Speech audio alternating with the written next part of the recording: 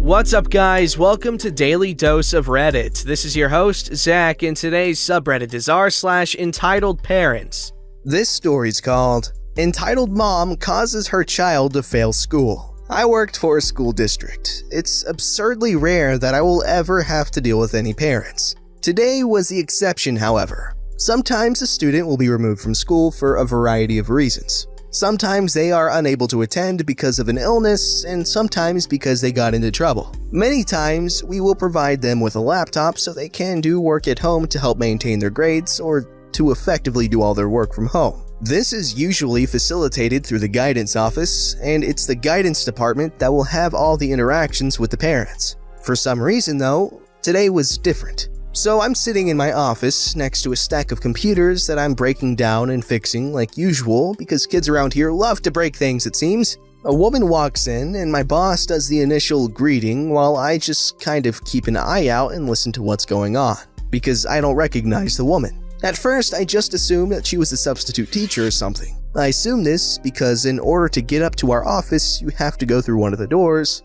And the only door that a parent could go through is monitored, and if they have to go somewhere in the school, someone is supposed to be there with them. That's how it's supposed to work, at least. So she starts talking to my boss, and I notice her pull out one of our laptops. I also immediately notice that it's broken because I have gained a keen eye for this, and it was pretty obvious. I would love to post a picture, but that could very easily identify us if anyone from the local area happens to read this. She starts going into how it fell apart and how her kids didn't do anything and all that crap. In my experience, anyone who is immediately on the defensive about what happened to a device is guilty. They know what happened to it and they did it. Knowing what's about to happen, I immediately clear a space on my bench because I know my boss is going to ask me to take a look at it. I get the laptop and give it a look over. Both hinges are detached from the plastic, which takes a bit of doing to accomplish. On these laptops, there's actually a supporting bar that goes up the side of the monitor on the inside where the LCD gets screwed into.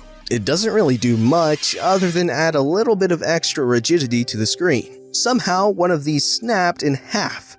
I say somehow because the LCD was not broken on that side, but it was on the other side. Multiple keys had been broken off of the keyboard, and this particular type of keyboard is pick resistant. So, my guess is that kid ripped them off, likely in anger. Various parts of the plastic are broken as well. What it looks like happened was that the kid got angry, punched the screen, and probably bent it back, breaking the side support, and then started slamming down on the keyboard with his fist, and then throwing the laptop. This might seem like a guess, but sadly, I have seen this exact thing happen before in a classroom. I want to point out that at this point, I have absolutely no idea which kid this laptop was assigned to because I haven't looked it up. I go into my analysis on the damage and jot down a few notes to tell my boss, all while I can hear the lady talking about how she has absolutely no idea how it happened and all this other crap. I reference that instance I just mentioned to my boss because he remembered it from the previous year where a kid had done this to a laptop, and I comment about how the damage is consistent with that and how it's consistent with the keyboard being hit due to bent metal and all of that, and the hinges and how it's consistent with being thrown because of how the plastic was broken. This woman immediately starts going off saying about how she's not going to pay for that piece of crap laptop because it's a piece of crap and it didn't work anyway, and how her little angel would not possibly do this, and claiming it was all a lie. At this point, I didn't claim the kid did anything and just read remarks to my boss that the damage was consistent. This woman doesn't know it, but we're not going to sit there and charge her or her kid for the damage to the laptop. We give older laptops to these kids knowing full well they may never come back. It's not that it was a bad laptop, it was just old, and we had phased out those laptops. When I say they're not bad, it had a physical hard drive, 4 gigs of RAM, and a lower-end i3. It's not gonna work for gaming or anything, but it will generally get you through doing what you need to do for school. So my boss continues to try and defuse the situation. I pull the hard drive and pop it into my external hard drive reader and start going over what's in the hard drive. I look in the student's profile and I immediately see some stuff in downloads, including some inappropriate pictures, as well as a couple game installers like Steam as well as the Minecraft downloader. Knowing Steam very well myself, I look in and I can see a number of games that were installed in the Steam directory. I can tell you right now that I know the games, and I know full well that they will never work to be playable on any one of these laptops. These laptops have a really crappy integrated graphics card. These things are not designed for games, but for word processing and general business use type things. And I make note of this and continue on with booting up the hard drive in a second computer of the same type. So I go in and look at the browsing history, and I can see things like free VPN searches and how to access Tor servers and some crap that will make a pervert blush. I want to point out that normally trying to research things like this would be blocked off on our firewall. But anytime I'm going in to check the history of a computer that comes in, I put in a specific IP address that is flagged by our firewall to be exempt from most policies to allow literally any website to go in, as well as additional logging for that IP so it knows it was me who went through. So if we do an audit of the firewall, it can clearly be seen that it was me doing some sort of research type thing. This is where it gets interesting. I called my boss over and the mother as well. I start pointing out all the different things that the kid did, such as first installing games, which I showed her on the paper the kid signed he said he wouldn't do. We allow kids to install things on the take-home laptops because sometimes things are needed, and they're not attached to our domain and will not authenticate to our wireless network. And our DHCP server has a MAC filter that knows that if it sees something too isolated, it can deny access while in school. This is effectively so it can't infect anybody if it has a virus or anything like that. Because as soon as that kid returns the laptop, or any kid, we wipe the hard drive and put a brand new image on it. Things get interesting when I start bringing up the inappropriate sites and how to access the part of the internet, as I described it, where many illegal things are. But it was clear that he had never actually managed to access it because he didn't have a Tor browser or anything of equivalent nature. I calmly go through everything that was on the computer and she freaking loses it. She accuses us of trying to frame her kid and how she's lucky that she doesn't kick our butts and all this other crap. The whole time, I'm just kind of staring at her, emotionless. I'm just letting her rant. My boss walked over to his desk and dials the resource officer on the phone, but turns off the volume and has it on speakerphone so he can hear what's happening. And because our extensions include our room numbers, he knows where to go. 20 or 30 seconds later, he shows up. As soon as she sees him, she starts yelling that we're trying to frame her poor baby and how we're violating her by showing her disgusting images and all of this crap. We just kinda look at them and he knows pretty well what's going on and escorts her away. So after everything was settled, I learned that the reason why the damage looked so familiar was that the kid who had done the damage before was the same exact kid. Turns out this kid had gotten suspended and that's why he was not allowed in school and needed to complete his work outside of school. For privacy reasons, they wouldn't tell me why he was suspended, and I don't really care either way. I assumed it was something violent in nature though. Now, since he violated the user agreement that he signed accepting the computer, he was told that he would no longer be given a computer to use, and that if he could not get a computer on his own, or his parents couldn't, he would fail and be held back for the year because he was going to be suspended for far too long. His parents were also informed that they were going to have to pay for the laptop. On a positive note, for them at least, when I looked up how much the computer costs now, which is what they would have to pay, it was about $80. I was a little bit generous when I looked it up too, and I found a piece of crap one, but no one had the same model and had lesser specs because honestly, I don't care. And I will never see $1 of that money, and neither will the department. I think it was more of a punishment for the whole situation. The kid, now on top of being suspended, has a no trespass order, as well as his mother, who also has a no trespass order. This means that they are not allowed on school grounds during or after school hours. Part of the trespass order specifies as well that if she is to contact the school, then she must do so in writing only. This means that she has to write a letter and mail it to the principal, and that the principal will determine whether or not he will respond via letter or by phone call. It's funny too, because if he calls and she does not answer, she's not allowed to call back to return the call. As messed up and as crazy as that is, it's true. I would have thought that this type of thing wouldn't be allowed, but apparently the town has some lawyers who got it approved and everything, because this has apparently been a long-standing thing. I just think it's hilarious. Okay, wow. Wow, the one thing I got from this very long 2,000-word story that this dude used speech to text to write was that this kid had a ton of issues and he needs some help. Wow. Alright, this story's called Entitled Parent Calls Me a Sinner and Tries to Steal My Switch. Witness and New Mexico Bring Her Down. Context: I am a 13-year-old, non-binary atheist that likes to wear clothes made for men in public. This is important. That goes to the nearest park to hang out with friends and play on my Switch. I wanted to relax after a full 6 hours of school and I had no homework. So I went to a park, sat under the shade of a tree, and took out my Switch. It has Splatoon-themed Joy-Cons because I love the game Splatoon so much. This event happened a week ago and my memory is booty, so I'll try my best to remember everything that occurred. Here's the cast. Entitled Parent, Big Dumb.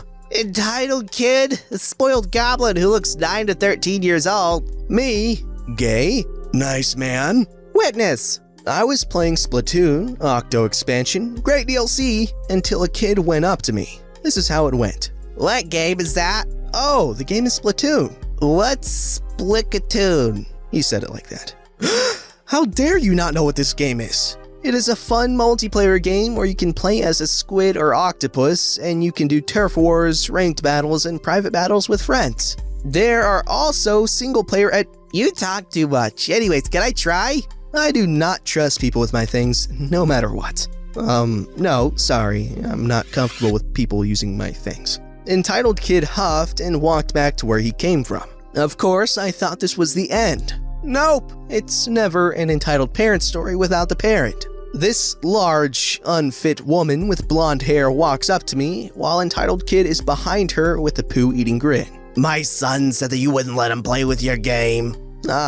Knowing crap is about to happen, I'm sorry, but I don't trust anyone with my things. Well, you should trust him.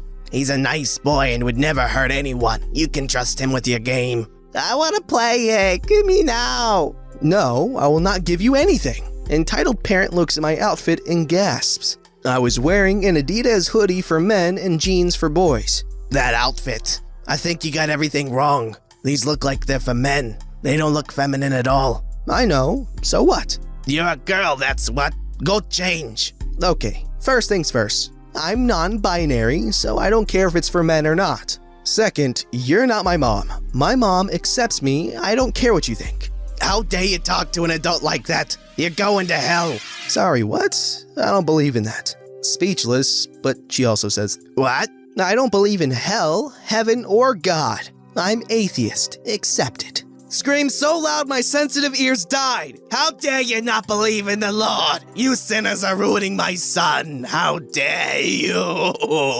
I want to play. Look, you made my angel cry. As punishment, I will take your game as compensation. No, I'm a chill person. I didn't snap. It's difficult for me to anyway. I'm also a weak and emotional person, so I can't take it when people yell at me. I started to cry. Entitled Mother then grabbed my Switch out of my hands when I was about to beat the final boss in the Octo expansion. Thankfully, I was granted with good luck. Cue Nice Man and Witness. Hey, what do you think you're doing? This sinner took away my angel's game, so we're taking it back from her. What I saw was a whole different story. She came here with the game and you snatched it from her.